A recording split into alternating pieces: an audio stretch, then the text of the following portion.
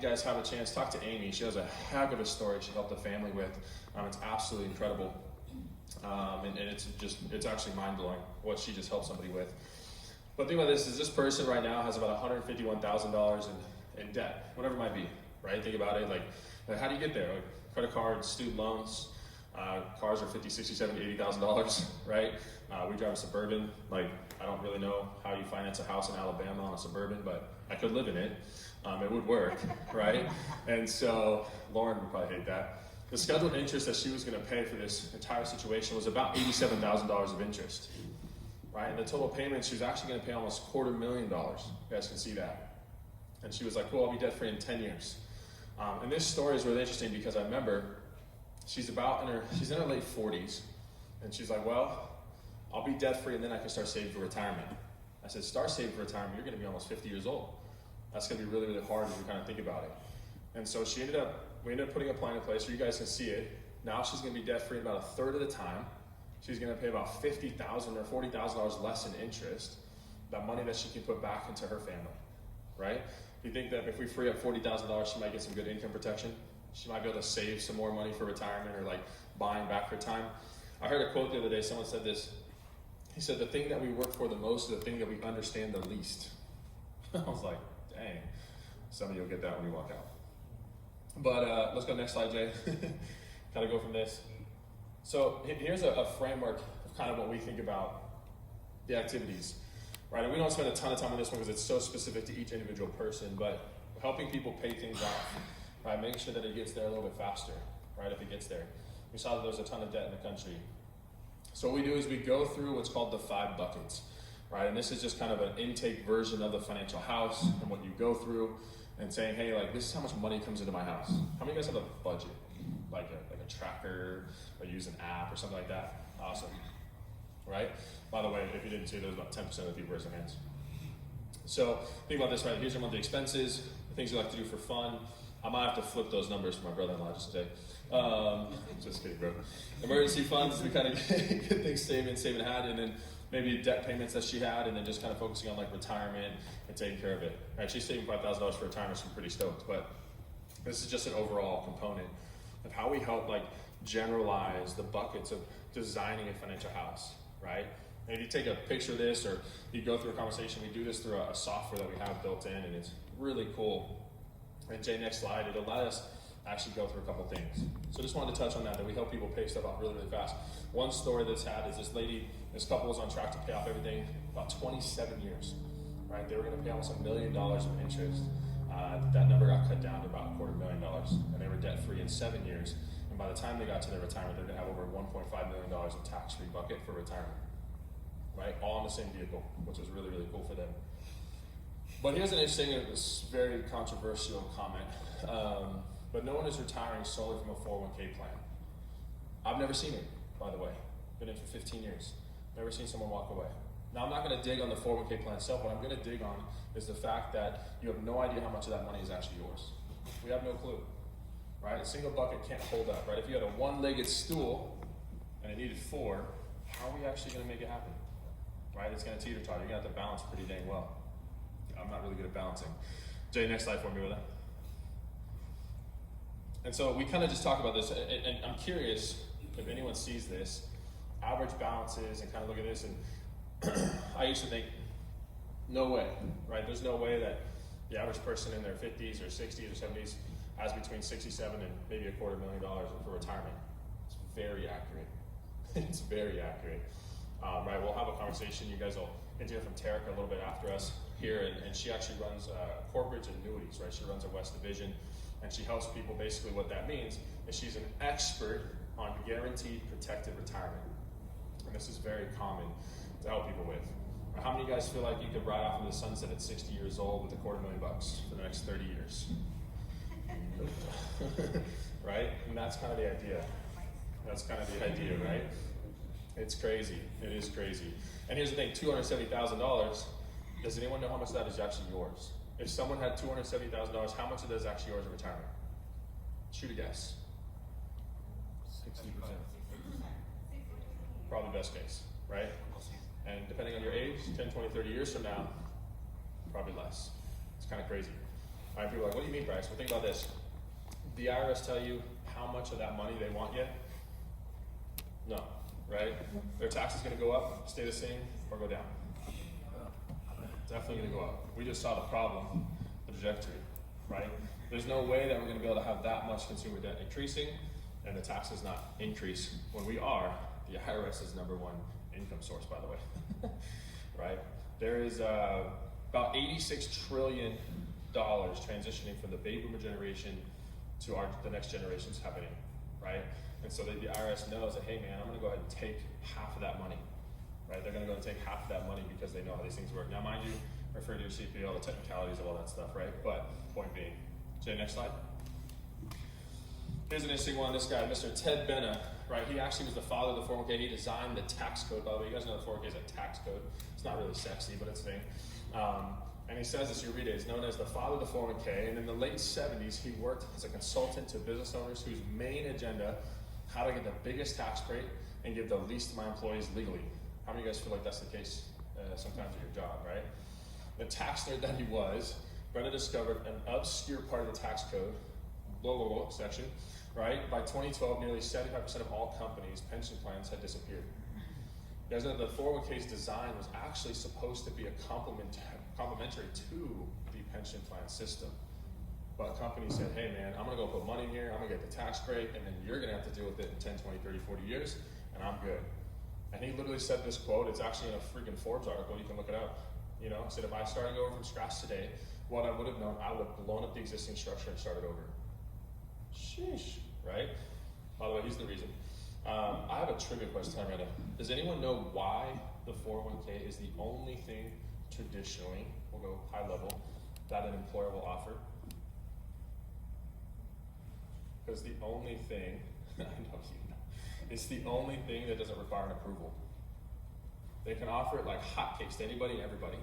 There's no requirement. You don't have to say you approve on it. It makes sense for your financial plan. Your financial house needs one. Nope, they're just like, you got one. Right? It's like Oprah. You have one, you get one, you get one. Right? And again, just a tax code, not the vehicle itself. Next one, Jay. So some of the solution that we talk about, you can call her in, that's cool. Let's talk, there's more people.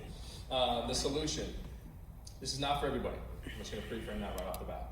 This is not for everybody's solution, but it is one of the solutions that tends to help families mitigate multiple things that come with some of the other strategies out there, right? The biggest thing here is it's gonna be what we call an index universal life.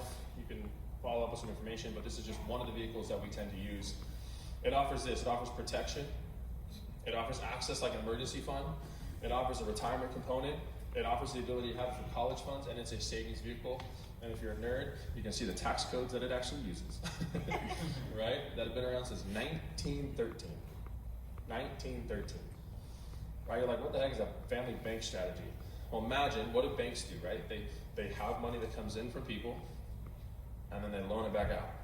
At a significantly higher interest rate, they pay you that solid 0.099172, right, on your bank savings, and they loan it out 10, 15, 20, 30%.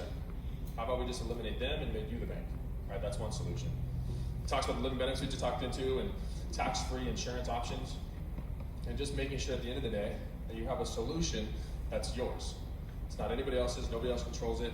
By the way, we actually have this vehicle for Declan. We'll get into that in a second. What's really exciting about this is that if he decides to go to college, doubt it, but I said it big, I'm sorry. Is the idea with that is it's not reportable to the IRS. He could have $20 billion in that account. IRS thinks he's broke, right? It's hidden, it's pretty cool. Next slide for me, Jay. We're gonna show you a quick example how this works. Now these vehicles have two components to them. I'm not gonna ask what it is. They have a savings component to it, and they have a protection component to it. Now you can nerd out all you want, you can get into it later, but here's the thing. So this is an example of a 40-year-old individual that's gonna save about $1,000 a month, right? What's it take to max out a 401k these days? About $24,000, $25,000 a year, right? So we kind of borrow the same concept a little bit, but you gotta pay the taxes now on the seed, so that way we can make sure that your harvest is all yours, right? Think about that. But on the far, far, far right side, we're gonna work on this, what's called non-guaranteed assumed. You're like, what the heck does that mean? It basically just means, hey, if the market did about 6.5% interest rate, this is what this money's going to do for you long term. But the day one that this starts, if something were to happen to an individual, there's $200,000 in protection, right? But the other idea is that they're going to build cash value. After about 10 years, you kind of go on the second blue line here, green line, whatever color that is. You'll see that, hey, this person has saved about $120,000. If it's been very, very conservative, it's been pacing about, you get about $137,000 in that account. Right, Jay, next slide. So not too bad. Fast forward time. Oh yeah, dropped it down a little bit. I did not know that was going to be on the screen. That is annoying. Let's say that something happens, you say, you know what, you can access that money all you want. You can borrow it to buy a house. You can access it to buy a car. You can pay off the kids' school. You can do whatever you want with that money. How many of you guys know that you can touch your 401k for free? You can. Right, again, we're just going to use that as a vehicle because that's what was on the last slide. This money is yours. You can use it however you want to throughout your entire life. It's a freaking cheat code, right? For every individual, if that's the case, if it makes sense and it's suitable. Let's say you get to 65, right? Probably in this day, a little early on the retirement space. And this is actually, you're gonna save about $300,000. How many of you guys think about, what was that, 26 years, 40 to 65? About 26 years, $300,000 is what gets saved into a vehicle. Not bad. But that $300,000 is going to turn into, as you guys can see here, a $70,000 a year pension-like income for the rest of their life. Right? Like literally for the rest of their life, $70,000 a year. And if taxes were 50%, what's that the equivalent of making? $35,000. That's tax-free. Double it. $140,000. If it was tax-free, right? And that's the case. If this person lived to 100, thank you, modern science, then we generate about $2.5 million of the income in retirement off of that $300,000, and you can't see the number at the very far right, but there's about $300,000 left over that still goes to kids, grandkids, and legacy. Cheat code, right? It's a cheat code. How many, if they told you, hey man, if you put $300,000 into something over your entire lifetime, they're going to pay you about $3 million would do it? What if the number was half that? Right? What if the number was half that? What if it only made you 3%? Not too bad. Question to this one when you think about it. When anyone thinks of, I don't really like the word retirement, if I'm really honest. It sounds, right? It sounds like I'm gonna go sit on the beach and do nothing. A little bit too much mission in my life, but I like the word job optional. How many of you guys, I want to be job optional, right? I'll do what I want to do, with the time that I want to have, and that's kind of the focus of this. How many of you guys know that the idea with this is how much money you have saved for retirement, or is it cash flow that matters most? That's what, like, everyone would agree with that one, right? So why is nobody focused on cash flow? They always focus on accumulation, right? So I realize this is like, man, what if somebody tomorrow was like, hey, by the way, I'm gonna pay you $50,000 a month. You can never save a penny to the next month, but every single day on the first, you got 50 racks. Yours, tax-free, guaranteed. Would you say you're pretty financially free? I don't know, I'd be pretty good. I mean, Lauren might want more, but 50 grand's a good start, right? 50 grand's a good start. She's like, well, 34 years, that might be worth 10. So we'll do it. So this is kind of our idea. So when we focus on the retirement solution, we're truly not focusing on like the thing that's gonna, sometimes maybe it doesn't build the biggest nest egg, but maybe it gives you protection, maybe it designs the vehicle long term. But what it's gonna do is it's gonna make sure that you have cash flow at retirement. Now this is what we call more of a savings portion of it, right? Now, Jay, next slide. You're like, Bryce, what if I've already saved long term, right? We'll get into that in a sec. So these are the activity for you guys. We have how money gets taxed. How many guys like taxes? Just kidding.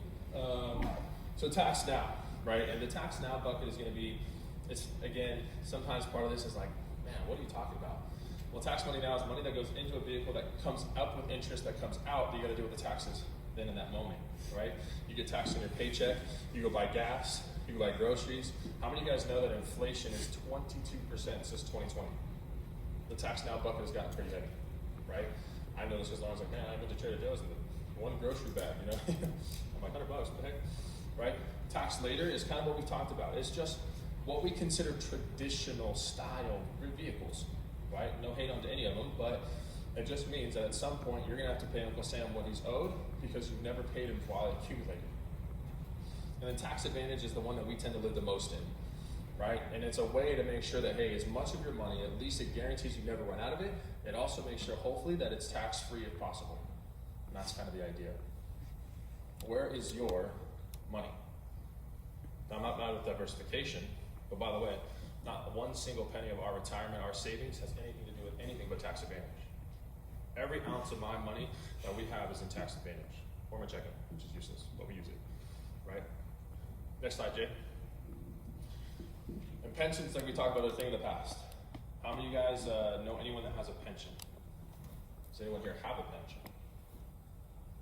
Epic. I know you do, man. Right? Put in 427 years into the education system. Thank you, brother. Teaching the younger generation. Right? And they're like, hey, thanks so much for your time, energy, effort. For all these years, we're going to give you X amount of your income that you earn for the rest of your life. Right? My dad, I think, might have been one of the last people that truly had a pension that like was effective. He was a police officer for about 35 years up in Northern California, a place called Sunnyvale, California. You know where Sunnyvale is? Oh, okay. Well, I know you do. He grew up like 30 minutes north of it. But he retired at 125% of what he was making. Wow. What? Cheat code, right?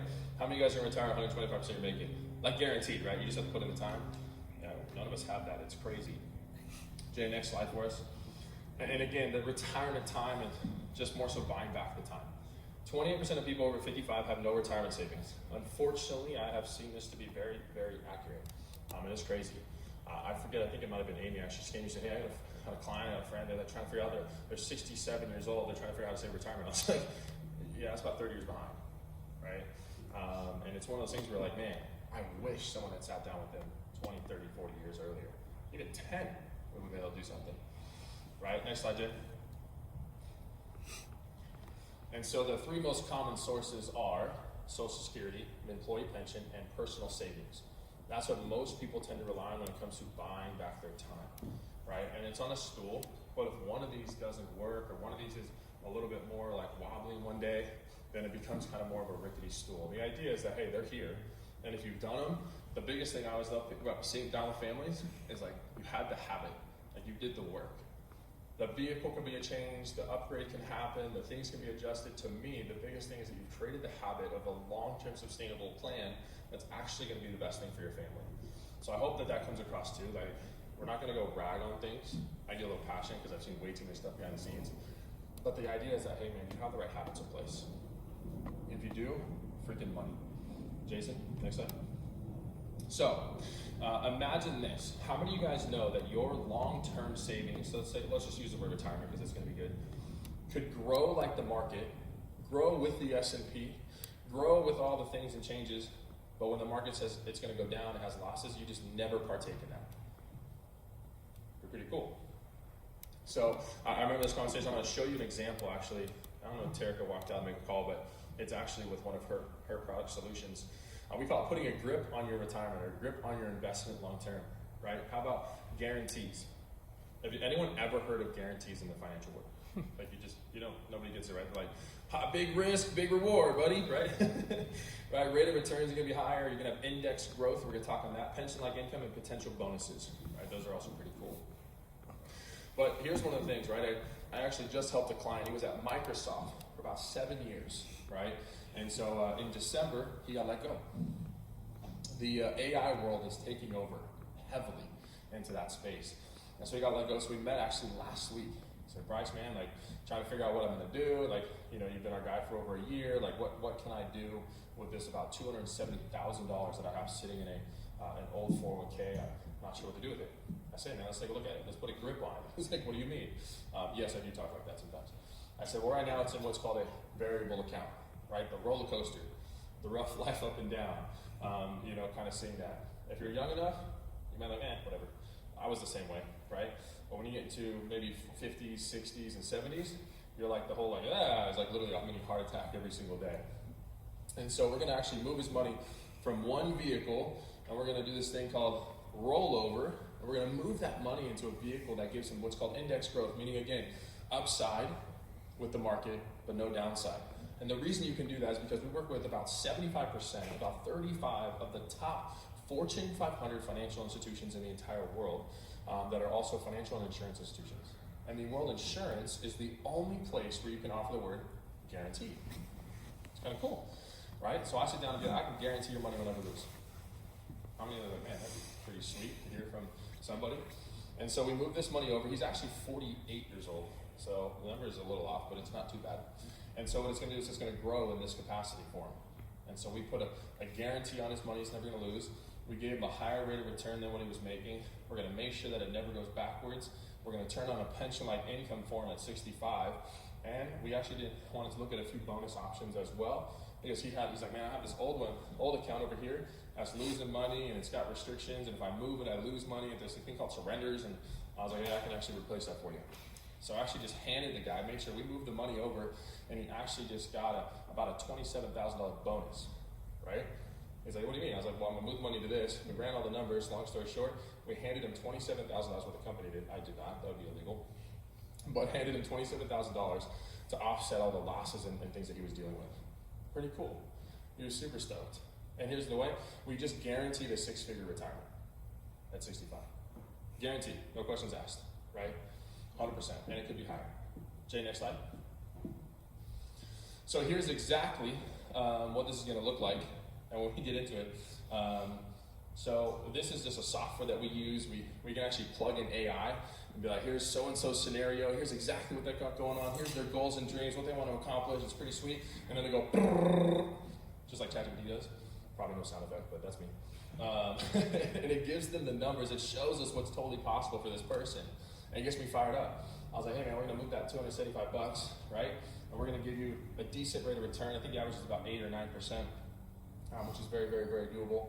And as you guys can see it, he was actually like, well, can I contribute to this still? 100%, man. He's like, cool, I wanna still max out my IRA. I was like, awesome, let's do it. So we put in $7,500 a year to the age of 65. He's got a solid almost $1.4 million, $1.38 million. By the way, throughout this entire time, what we're gonna do is get it out of that tax deferred bucket. We're gonna convert this into tax-free money, right? We gotta talk one-on-one if you wanna know what that means. But long story short, this money and the income is gonna be tax-free when all said and done. Jay, next thing for me. So 65 years old, my guy's gonna turn on about a $100,000 income.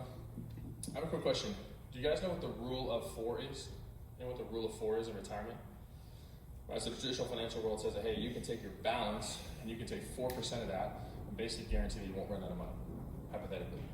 Right, with these institutions, these products and solutions, we can do about 7 to 8 and still guarantee you don't run out of money. All right, 7 for sure, 8, it's really good. He's gonna turn on that highlighted $100,000 plus. We're just taking out a percentage all the way. And here's what's crazy, think about this. If he lived to 95, 96 years old, we will have generated for him, or he would have generated about a $3.5 million cash flow retirement with one vehicle, by the way. At 8.5 cents still, how about $1.3 million to leave his kids, grandkids, and legacy? All right, we'll get to the roof of the estate plan at the end of it all. All right. By the way, this is a legal illustration. Everything I can actually send this to for anyone who wants to see this, so you can understand that, right? It's crazy. By the way, all of this is 100% S&P. Nothing crazy, there's no crypto built into this, there's a hot tub flying off the roof, right? Coming at it, anything like that, make it happen. How many of you guys say that looks pretty sexy? No? Or pretty sweet. So let's go ahead and fast forward Jay for me. Right, so here's the activity on this one, right? Where is your retirement? Right, where is the money at? Is it chilling like a villain? Is it hanging out with Eddie, right, up and down? Eddie steady, or is it indexed? Is it staircasing its way to the result that you really, really want? Next slide for me, bro. Right, so families are focused on college planning and not always just life planning. And this is one of the reasons why we do what we do, because we think about it. Now, let me choose my words very carefully here. Statistically, higher education is an interesting thing, right? Statistically, people go do something, they go spend tens of thousands, hundreds of thousands of dollars in the case to learn what? A skill. And if that's the plan, that's to make sense, please, my doctor, please go to school. Don't touch me, right, until you've gone to school. Make sure that makes sense. But a lot of times it doesn't make sense. And so what if we planned along the way, said, hey man, if you want to go to school, let's do it. Let's make sure you're good. And if you wanted to go start a business, let's do that, make sure you're good. You want to just start doing real estate, let's make sure you're good. And if you just want to go figure it out, let's make sure you can. And so next slide for me, Jason. The plan here is that we put that in place. Right, long-term focus is this. Let's look at the whole picture. Student loan debt. Did you guys know student loan debt is actually the number one debt of revenue for the United States? Number one. Number one, right? 1.7 trillion, 42 million borrowers. What if you guys got 1% of that, right? Student loan debt is a major delay in life goals. We see it all the time, all right? Josh comes from the health background space, right? And so we see a lot of people that come from that space and they have significant amounts of debt. I'm like, yeah, but they can make a ton of money. I understand that, but you should see what the numbers look like, right? They delay marriages by 13%. To me, I was like, dang, that sucks. Right? Think about that. People get delaying their life because they said, I'm going to go figure something out in school, but because of X, Y, and Z, they think they can't get married. One of the most powerful things you can ever do in your life is find the right person, right? I had to kiss a few frogs, it's all good. Right? The second one is delays having children. I knew someone would laugh at that one. Delay having kids. I know this was not the student loan debt, but I knew this was one for me. I was like, man, I got to be in the right place. I got to be financially free. I got to do this. Nope. He's running around somewhere. Well, he's about to start running, right? That's my little boy. I wouldn't change that for freaking anything. And 55% of them delay saving for retirement. It's like, I want to pay off debt first. Now, there's somebody out in the world that's a somewhat influencer that'll tell you that debt is the worst thing on the planet. And I agree in a lot of ways. Right? But the biggest thing is understanding how to leverage it, how to make sure that you put yourself in the right place. I would rather you have debt and savings than no debt, no savings. Right? And so what's a $1,000 emergency fund going to do for 99% of us? Get us to the car shop, right? Get us to the car shop. Maybe pay for the one tire. And so that's kind of the idea. 74% of parents are saving for their college kids' education. It's crazy. So we're delaying everything else in our life that actually moves our forward. We don't put the mask on ourselves, but we think, hey, we'll take care of them. How many of you guys will help somebody else before you help yourself? I'm guilty of that one too.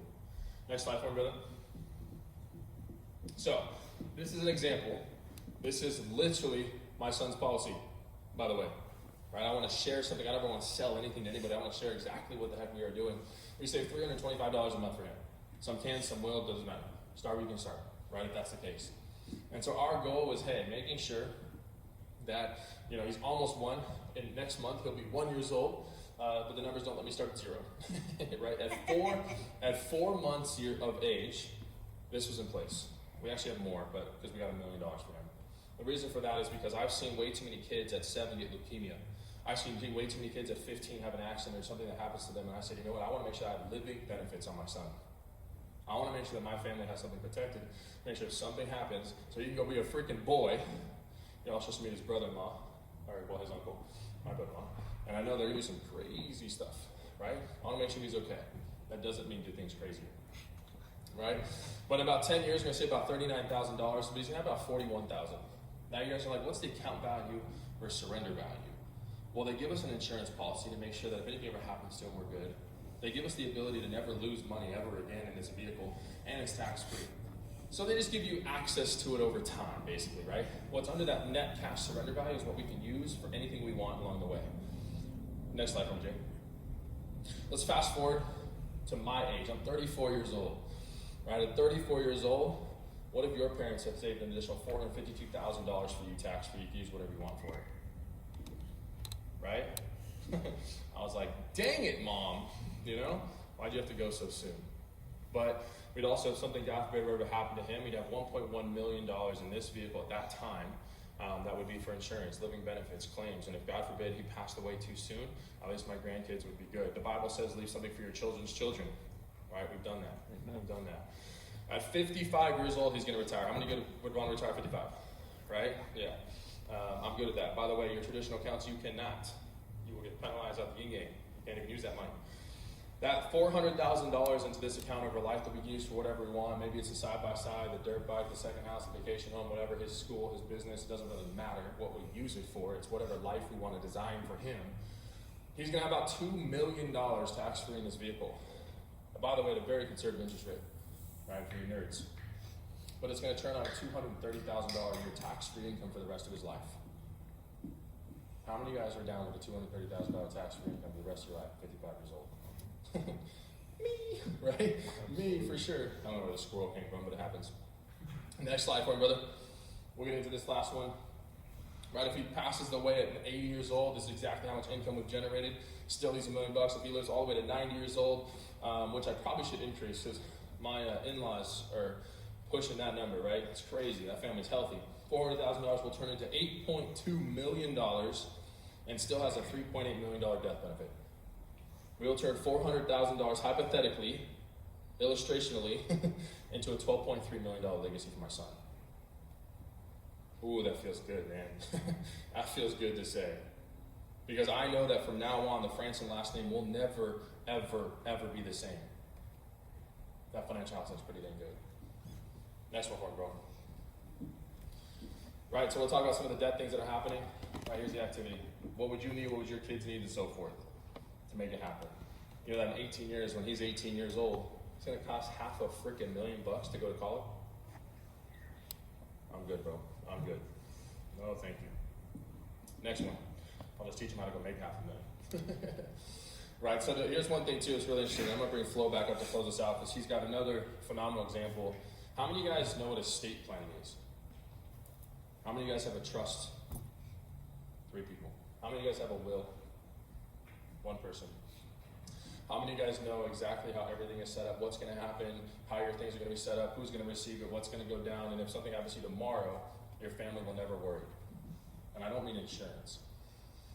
What about the fact if you have real estate, there's a lot of real estate people in here, if you pass, and there's nobody on this, I was talking to an agent buddy of mine, he's a dad of 4, he's out in Alabama, Huntsville, Alabama, he's got a southern twang, it's hilarious, and I can't stop and make fun of him, it's so funny. Trust me, he's okay with it. And he just met with his mom to talk about some stuff. She's 68 years old, she has congestive heart failure, that's what my mom passed away from. About 9 years prior to his mom, where she's at. I said, brother, we don't know the guaranteed time that we have. And I said, if your mom passes away, she paid off her mortgage this month. 67 years old, she's now officially a 100% homeowner. Right, you clap for Mr. Mom over there, right? She was making it happen. Here's the thing, I said, here's the problem. Is that if that happens, you're gonna be destroyed financially. Because she's got $500,000 in an account that's gonna go to you. So your income just went from $100,000 to $600,000, you're gonna pay taxes on it. By the way, it doesn't know anybody that's gonna own it. I said the house is gonna be left behind, but you're gonna have to go about 1 to 2 years of this thing called probate. You're gonna lose a ton of money on the house. You're gonna have to keep paying the freaking taxes, at least, right? And you just don't know when the house is gonna come to you. I said, all because we had one piece of paper that was missing, that legally said, hey, I want this to happen with everything that I've built. I want this to happen to me medically. The other side of this story is, leaving this piece behind was, I had a friend who had a daughter that went off to college. She was 18 years old. She ended up getting in an accident and went into a coma. Right? He went to the school, or the hospital, and said, hey, this is my baby girl. I'm gonna take care of things. Right? It's not just things, by the way. That's why I'm telling this part of it. And so he walked in to help her. The doctor said, who are you, sir? Well, I'm her father. Pull out some ID, verified. It's fantastic. Do you have a medical affidavit, a power of attorney, anything that can legally say that you're in charge to make decisions? I'm her dad. Doesn't matter the legal system, doesn't matter the healthcare system. So he was unable for the following couple of months while she was in a coma to make any medical decisions for her. It doesn't have to be coma, it can be anything, right? Because she was an adult, so you can do this. So it's not just the things that you have, it's the family that you have, and this is why we call it a roof. How many of you guys know what those haboobs are right here in Arizona? You're right, Bryce, what the? Right now, I'm not saying a bad word, right? Like literally a haboob, it's a gigantic sandstorm. What if your guys' house didn't have a roof on it? That would suck, okay? The new finishes, the remodel, all that stuff would be absolutely ruined. And that's how we feel about making sure that people have the proper information on estate plan for the roof. So I'm gonna let Mr. Flora Mazares come back up and close us out here with our estate planning understanding of what that actually means for you. Thanks, Bryce. Let's give Bryce a round of applause.